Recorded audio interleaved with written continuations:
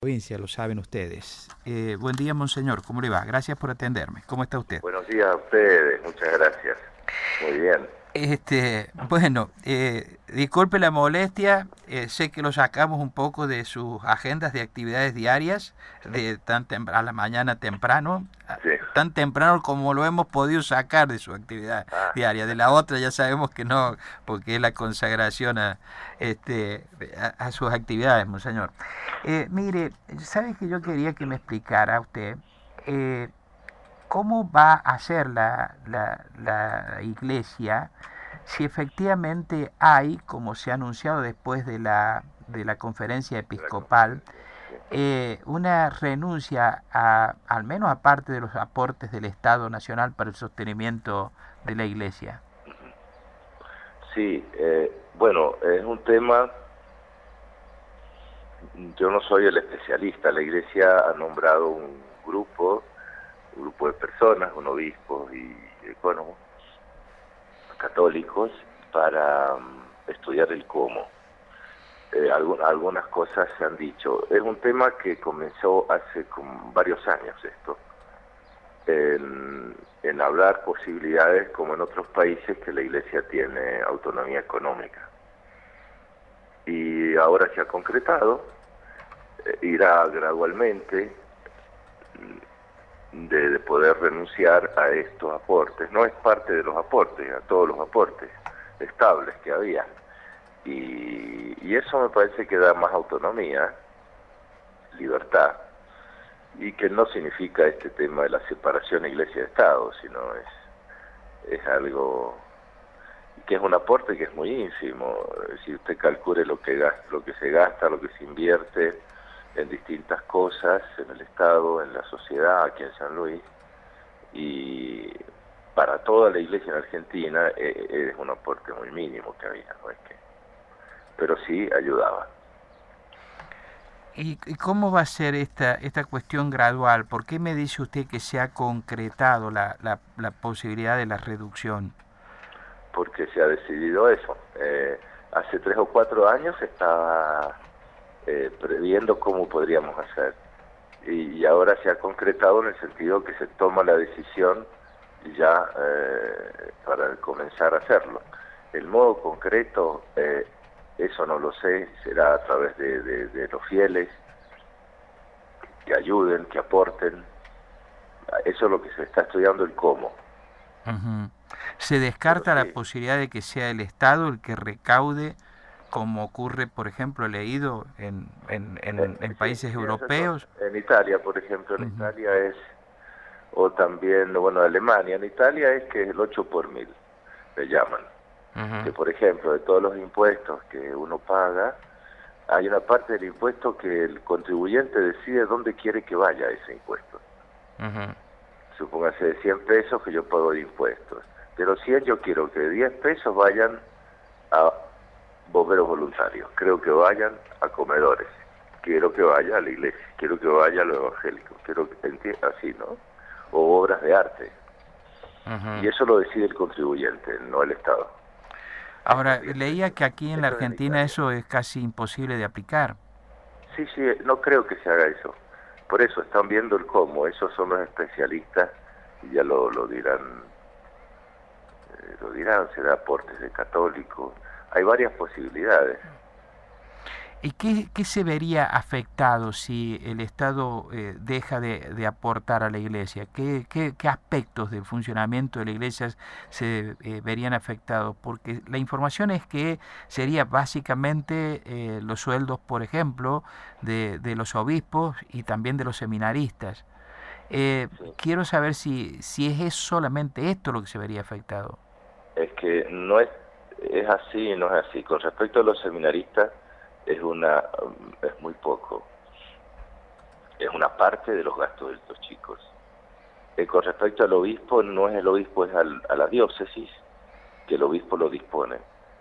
Que son 40.000, porque son 46, 45, pero hay una parte de ahí que todos dejan a un fondo solidario. Ujú, De lo que queda, en mi caso acá en el obispado, yo dejo en el obispado y me quedo con 15.000 pesos, una cosa así. Eso es lo que yo uso. Porque, por supuesto, están todos, por ejemplo, los gastos de todos los viajes. Yo hago 65.000 kilómetros por año. ¿Aquí en la provincia? En la provincia. Ajá. Tengo algunas salidas a San Juan o esas cosas, Sí, a Buenos Aires, o a Tucumán, los congresos, etc.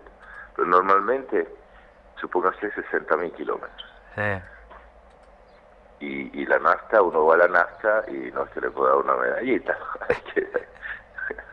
Esos son los gastos muy grandes también.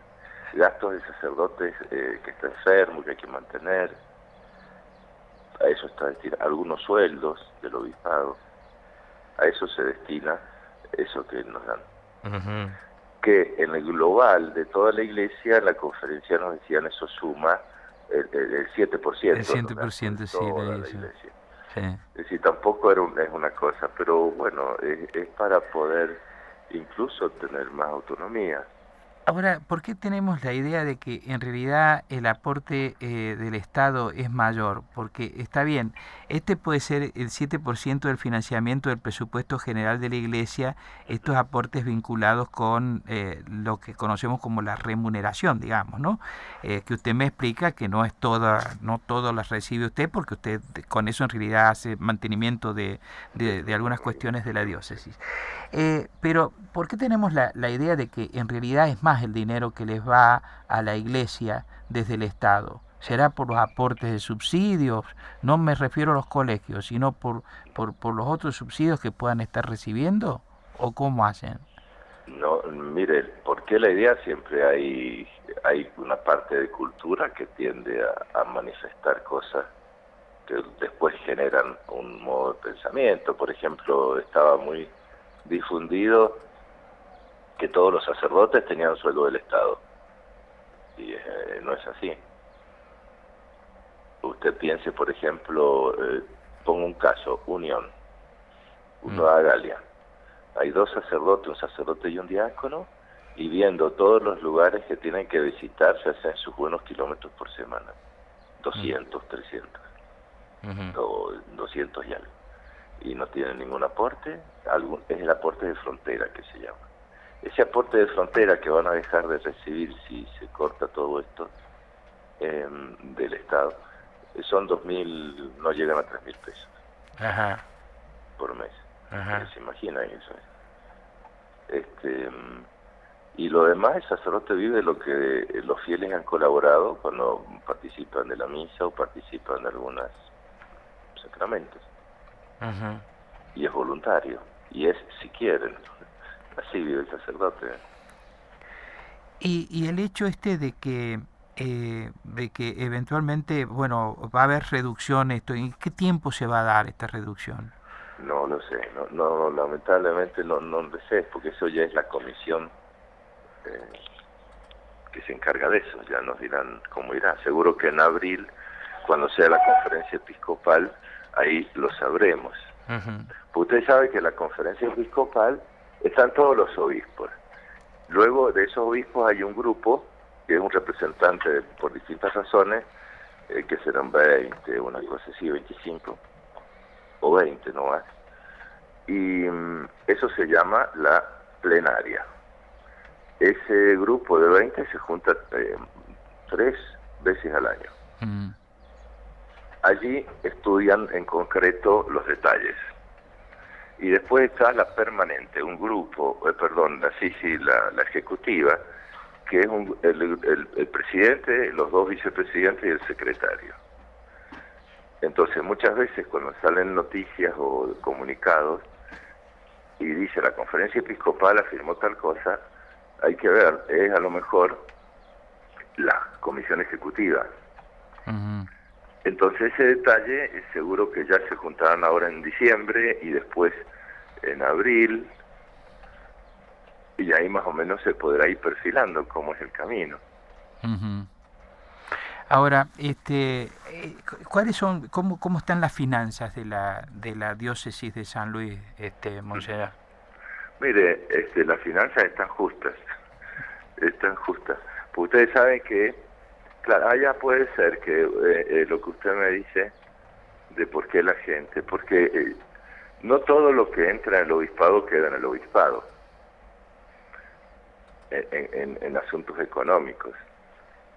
Por ejemplo, la colecta de Cáritas, colecta por las misiones. Hay todos los meses una colecta y ese dinero que entra va al lugar ese donde se tiene que enviar.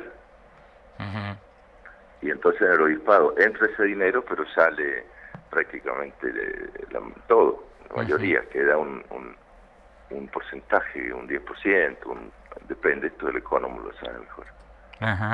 Pero es así. ¿Y ustedes siguen recibiendo aportes desde el exterior? ¿La Iglesia de San Luis sigue recibiendo aportes desde el exterior, desde Alemania, por ejemplo, como era fuerte en una época?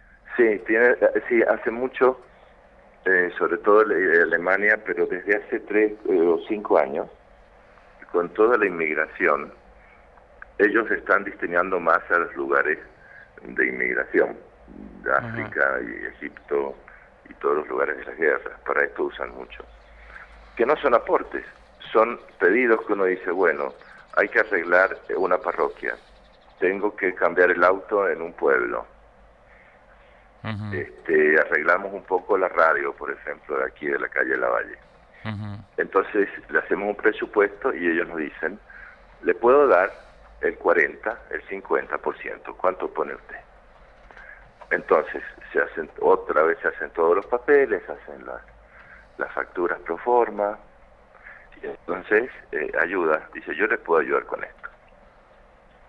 Y uno tiene que rendir cuentas según lo que pasó, que gastaba, cómo se gastó. Pero eso es solamente como la voluntad del donante. Yo mi tía dona un terreno para que se haga una iglesia. Si no se hace la iglesia, ese terreno vuelve a mi tía, por ejemplo. Y entonces esa es la voluntad del que se dice. Y acá es igual. Entonces ese aporte es más bien eso material que hacen los católicos alemanes, católicos de otros lados. Sí. En ese sentido. Así que no sé si es aporte, es una ayuda, a lo mejor. ¿El feligrés puntano es generoso con la iglesia o no? Mire, creo que sí. A mí primero que no llevo todas las cosas, sé las conclusiones. Las lleva el ecónomo o el vicario general. Pero me suena, porque es generoso en tantas cosas. En tiempo, es generoso en compañía, apoya a los sacerdotes, les ayuda, por ahí son familias que le dan la comida. Yo creo que hay una generosidad que es medible en un sentido más global, ¿no? Económicamente, sí, en algunas circunstancias. Monseñor, ¿lo puedo cambiar de tema, por favor, Bueno. por un tema también por una cuestión actual que se da en la ciudad de Villa Mercedes, donde veo que hay una polémica generada con un sacerdote que algunos dicen que ha renunciado a sus funciones y otros medios dicen que en realidad no ha renunciado, que ha habido una información equivocada. ¿Qué nos podría decir usted acerca de la situación de ese sacerdote que se llama Gustavo Méndez y que pertenece al Instituto del Carmen? Sí, a la parroquia.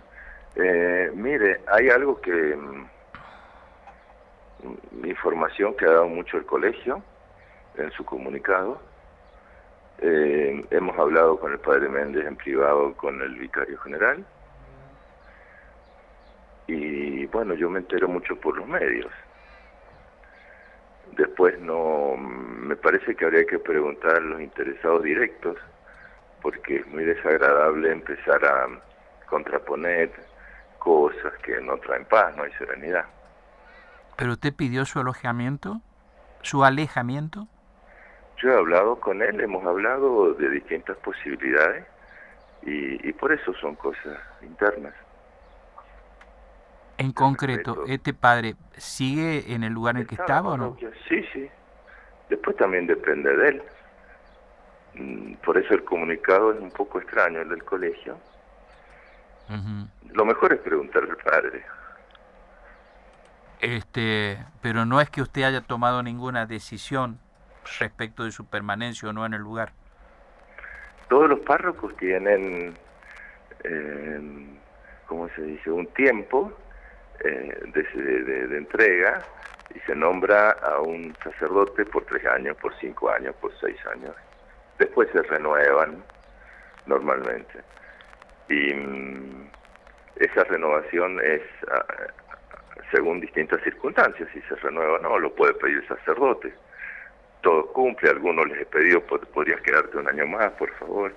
Y entonces esto es lo que uno habla, es normal. Monseñor Pedro Martínez, muchas gracias por atenderme. Le agradezco la cordialidad que usted ha tenido. Una bendición para todos. Muchas gracias. Adiós. Adiós. Monseñor Pedro Martínez, que es el obispo diocesano de la provincia, estuvo esta mañana